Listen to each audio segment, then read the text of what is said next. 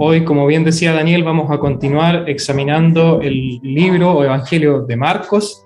Ya hemos llegado al capítulo 12, secciones importantes, secciones en las que se está culminando el punto o el clímax de la narración de Marcos. Y hoy tenemos un pasaje breve, como se nos decía, pero de donde podemos también extraer bastante enseñanza. Procuremos poner atención en esta porción de la Biblia que se nos ha sido leída y ahora vamos a exponer. Delante va a estar siendo también proyectados los versículos a medida que vayamos avanzando en el pasaje, así que ustedes pueden ver sus propios dispositivos o también fijarse acá adelante que va a estar a disposición de que lo puedan hacer. Hoy día vamos a tener dos puntos o focos durante la exposición. El primero de ellos va a estar centrado en la situación a los ojos de los hombres, a los ojos comunes de los que están observando, los versos 41 y 42 puntualmente, y la segunda porción, los corazones a los ojos del Señor, en los versos del 43 al 44.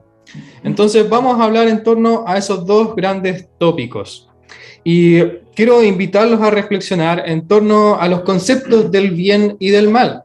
Generalmente las personas que tienen un pensamiento consistente o que quieren ser coherentes consigo mismas, tienen muy arraigado el tema de lo que es bueno y lo que es malo. Con el tiempo eso se va arraigando en su forma de comportarse, se ve en su conducta, pero también mediante el día a día eso se puede ir tergiversando. Tal vez las intenciones principales que tuvieron en un momento era hacer lo correcto porque era lo correcto, pero terminaron desviándose porque en definitiva también tenían otros beneficios, también habían cosas que les compensaban comportarse de esa forma. Y eso es lo que vamos a estar viendo en parte en este pasaje. El Señor va a estar transparentando no solo las apariencias, sino va a ir un poco más allá de lo que ve los ojos humanos, va a estar yendo hacia el corazón. Y eso también es importante en esta porción que Marcos nos acaba de exponer. Y llegamos en un punto en el Evangelio en que ya de un ir y venir de Jesús y sus discípulos parece que al fin tienen al menos un momento de sosiego. Él aún está en el templo, pero ahora por lo menos dice el pasaje que está sentado. Entonces, aquí llega un punto en el que toma una pausa necesaria para poder explicarle esto a sus discípulos. Entonces, él también ha venido confrontando a las personas que le habían estado evaluando con anterioridad. Había llegado como una comisión evaluadora de distintos grupos conformados, los fariseos, los escribas, los herodianos, y todos querían cuestionar su autoridad porque estaba desestabilizando todo lo que ellos consideraban propicio para el sistema religioso que habían establecido. Ellos se beneficiaban de ciertas cosas de las que Jesús los está denunciando. Entonces, ellos ya no se interesaban mucho en aprender, practicar, transmitir y enseñar apropiadamente la palabra de Dios, sino que se estaban preocupando más, en algunos casos, de la popularidad que recibían o del ser admirados por tener estas posiciones de liderazgo. Y Jesús denuncia esta fachada piadosa y hace ver que son en algunos casos gente abusiva. Nombra a los escribas en el pasaje anterior, si lo recordamos, frente a las viudas, que eran una de las personas más vulnerables de la época, que se aprovechaban de ello, ya eran mediadores legales, eran como una especie de abogados, y dado su posición de respeto, se aprovechaban de los pocos bienes o del compromiso que tenían las viudas con el Señor y se enriquecían para sus propias arcas. Entonces el maestro tiene que denunciar estas cosas y hacerlas evidentes. Y es así donde llegamos a la situación de los ojos humanos. Aquí está Jesús sentado en el templo, en el arca donde están las 13 arcas donde se recibían las donaciones, en el sector de los gentiles, si no mal recuerdo, y allí estamos en los versos del 41 al 42. Nos ubicamos al 41 y lo leemos para reubicarnos nuevamente. Jesús estaba sentado frente al arca de las ofrendas y miraba cómo la gente echaba sus monedas en el arca. Muchos ricos echaban muchos.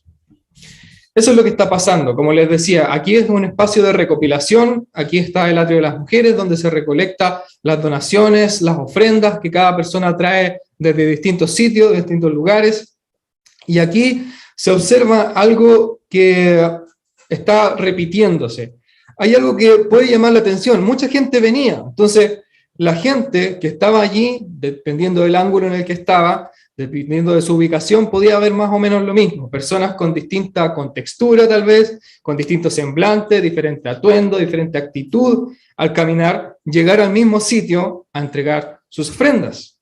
Pero hay algo que llama la atención, y no solo por estas cosas, sino de un modo especial por la cantidad de dinero que ofrendan cuando se acercan al arca. Ellos se dan cuenta de que las personas que están ofrendando son los ricos de su época, son los ricos de su sociedad. Y parece ser que esta escena se repite una y otra vez, porque el pasaje nos dice que eran muchos los que hacían esto, eran muchos los ricos que se acercaban. Entonces, parece ser que entusiasmados por el ejemplo de sus predecesores, los ricos estaban diciendo, yo no puedo ser menos. Yo también tengo que acercarme con una ofrenda más o menos cuantiosa y repetir el acto que ya han venido haciendo otros ricos. Entonces, esto, es un intento más de destacar, un intento más de mostrarse piadoso frente a la gente. Jesús había denunciado que los escribas se vestían con túnicas, con esplendorosos atuendos para llamar la atención, para ser respetados, y los ricos lo que hacían era dar donaciones muy grandes. Entonces ellos quieren hacerse notar a través de estos actos. Y quienes los observan y quienes los ven echar esa cantidad de dinero en las ofrendas, quedan admirados. Y ellos dicen, miren lo generosos que son estos ricos. ¿Te imaginas regalar esa cantidad de dinero? Ellos sí que se están ganando el cielo con sus contribuciones, con sus donaciones. Tal vez eso era lo que pasaba por la mente de los discípulos. Lo podemos inducir por comentarios anteriores que hemos visto a lo largo del Evangelio, cuando ellos creían que por tener mucho dinero era mucho más fácil entrar en el reino de los cielos. Jesús les tiene que aclarar que no, que es aún más difícil en cierta forma y para los hombres es imposible, y tiene que nuevamente replicar esta enseñanza para que ellos les termine de cuajar. Pero a la luz de estas cosas, al ver cómo ellos están ofrendando, están siendo tan bien considerados, están siendo tan generosos, entre comillas, ellos se preguntan, ¿cómo puede ser esto? Y avanzamos entonces hasta el verso 42. Pero una viuda pobre llegó y echó 2 moneditas de muy poco valor. Cualquiera que no fuera rico, tal vez hubiese pasado desapercibido.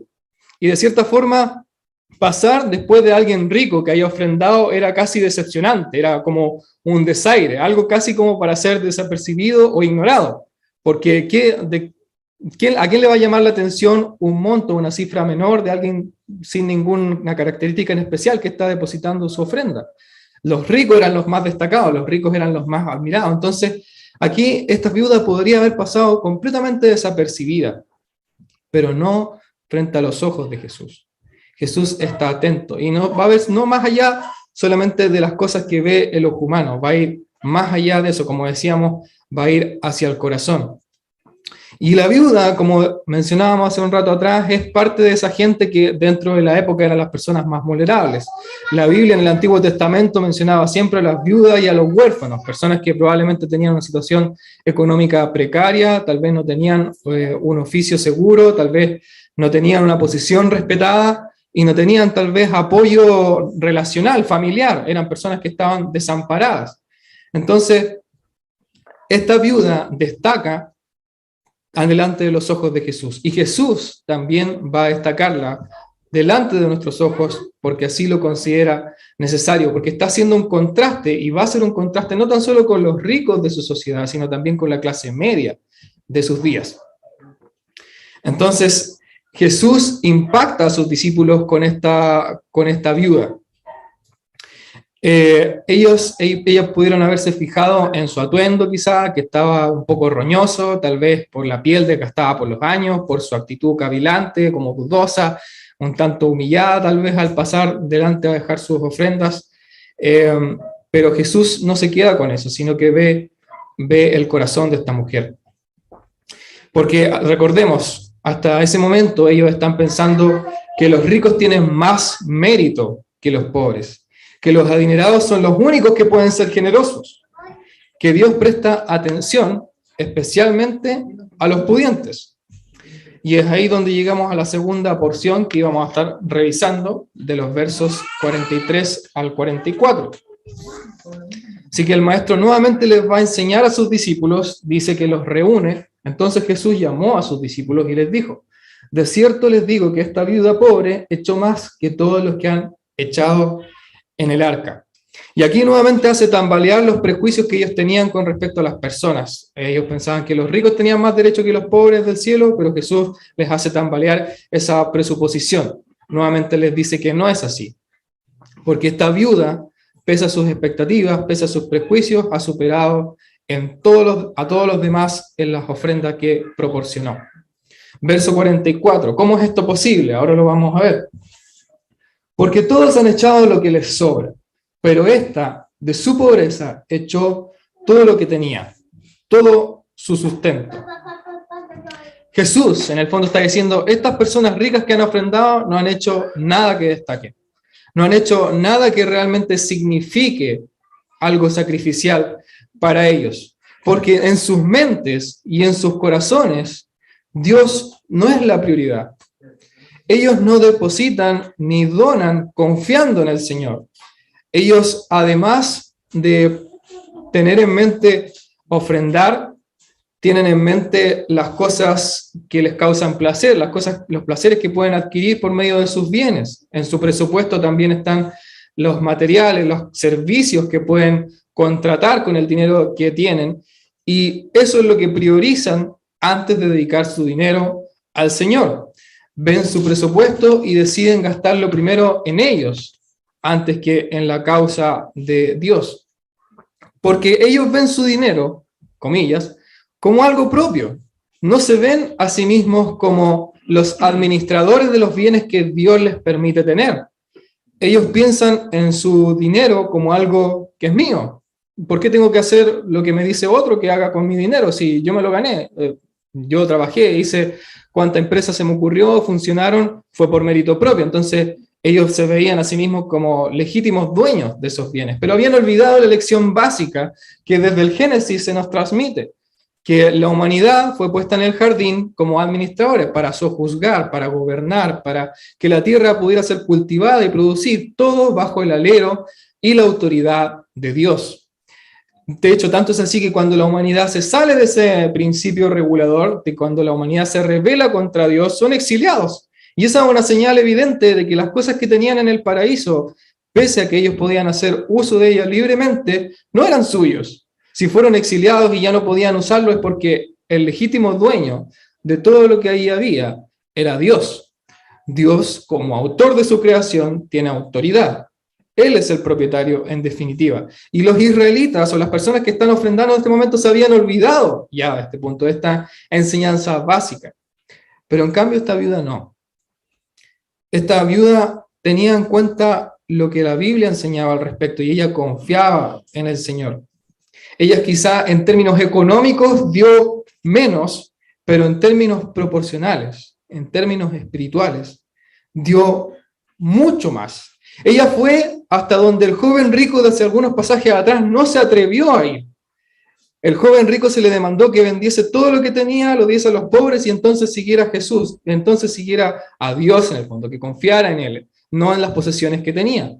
Pero esta viuda echó todo lo que tenía. Recordemos que dice que echó 2 moneditas de muy poco valor, pero echó todo lo que tenía. Ella no podría haber comprado otra comida sin esas moneditas, lo echó todo.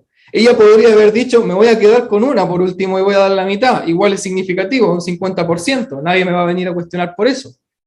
Pero ella lo echó todo. Con eso demuestra quién estaba gobernando su corazón, quién era su prioridad para ella.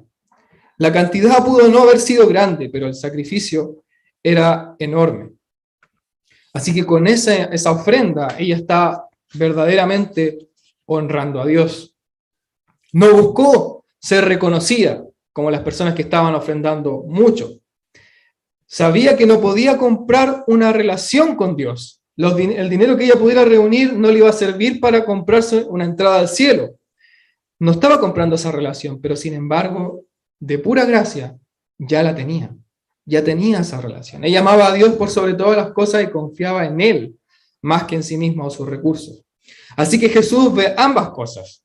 Aquí es donde Jesús llega al corazón, no solamente a las apariencias que a nosotros pudiéramos haber visto. Si nosotros hubiésemos estado en ese lugar, también quizás hubiéramos sentido admiración por las personas ricas que estaban ofrendando mucho, porque en cantidades llama más la atención. Pero aquí el Señor quiere que nos concentremos en el corazón, en la actitud. Ella amaba a Dios por sobre todas las cosas y ella ofrenda y el Señor ve su corazón. Ve no tan solo el acto, sino también el motivo que hay detrás. Pese a que todas estas personas pudieron haberse corrompido y ya solamente buscaban la admiración popular, pero esta viuda no, esta viuda daba de corazón. No estaba intentando superar a nadie, no estaba compitiendo con sus contemporáneos, no habían otras viudas que estuvieran echando y que ella dijera, yo voy a echar todo y estas otras viudas no han dado todo lo que tienen. Ella no estaba compitiendo con nadie, pero sin embargo Jesús la destaca por eso, porque confía en la sabiduría de Dios, confía en su bondad, en su providencia. Entonces estaba dedicando al Señor todo lo que tenía y estaba dejándose en sus manos compasivas. Ella había entendido mejor las enseñanzas del Antiguo Testamento. Y como decíamos, este pasaje ha sido breve, pero podemos extraer algunas conclusiones.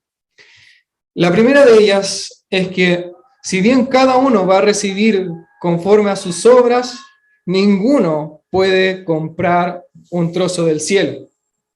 Nadie se salva por méritos propios. La salvación, como los salmos también lo recalcan, es del Señor. Entonces eso es lo primero que tenemos que tener claro.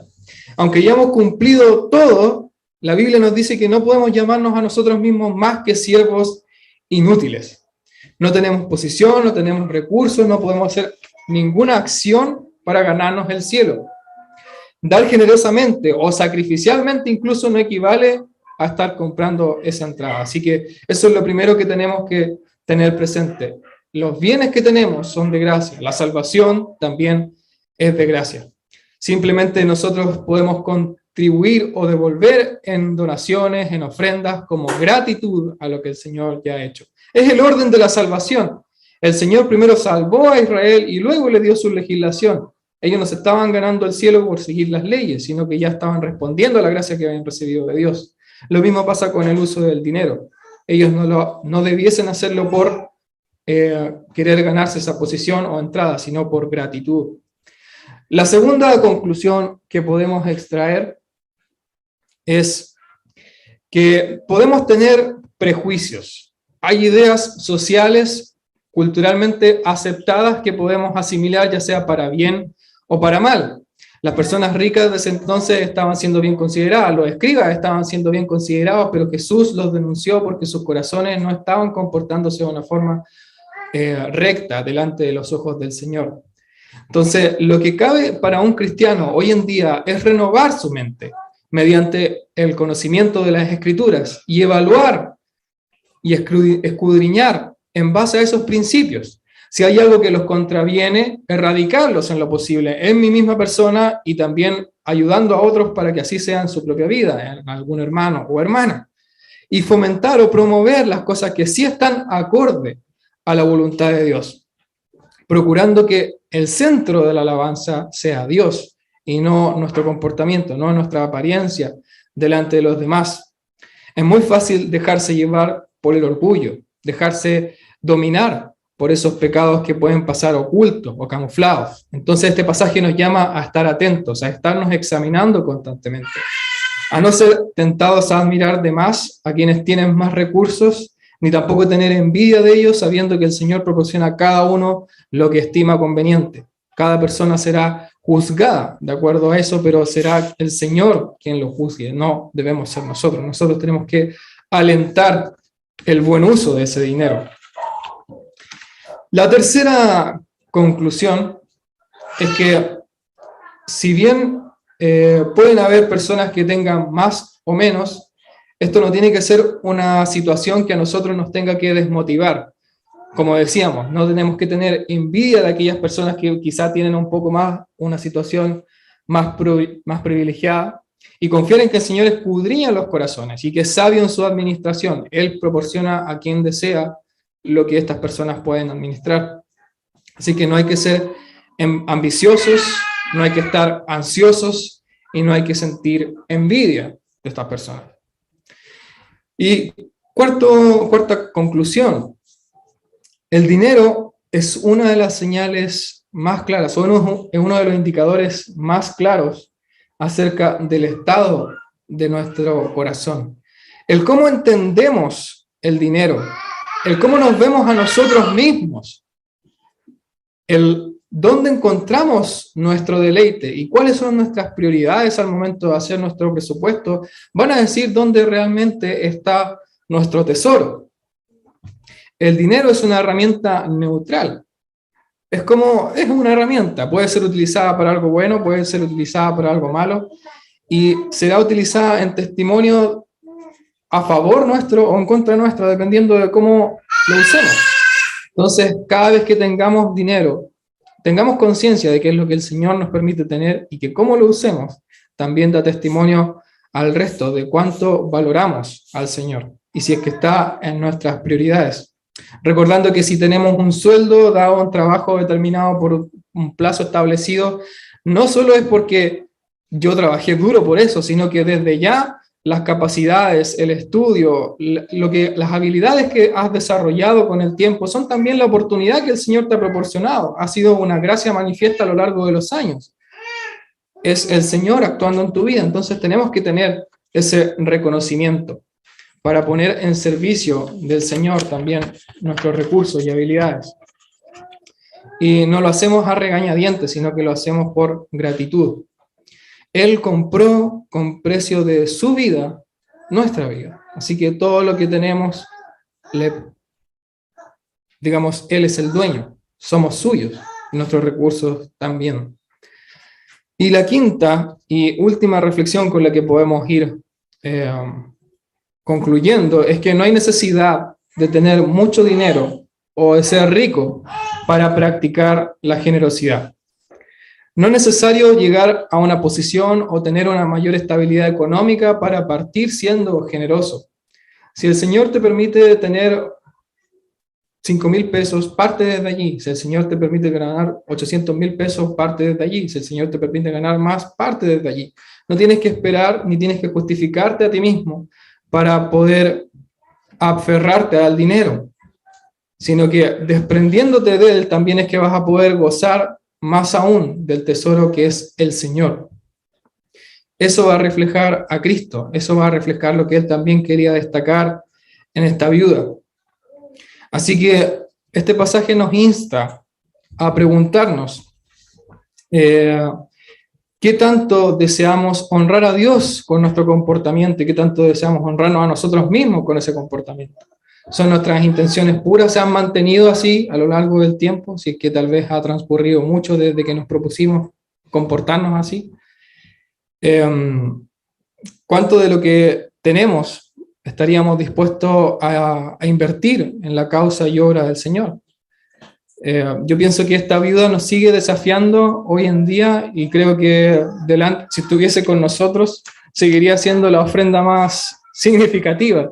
No solo por el término económico, sino por su compromiso, por su fidelidad al Señor, su confianza en Él. Tenemos que pedirle al Señor por tener ese espíritu que segunda de Corintios 9:7 recalca, el del dador alegre. El dador alegre puede hacerlo alegremente porque está agradecido, porque para él esos bienes son muy poca cosa en consideración del regalo de la salvación que Dios ya le proporcionó. Entonces, hay esperanza. Si nuestros corazones hoy día no tienen a Dios por prioridad, podemos recurrir a Él para que Él nos vaya cambiando, para que Él cambie nuestra actitud y disposición. Su gracia tiene ese potencial y lo tenemos al alcance mediante la oración, mediante la intercesión de Cristo.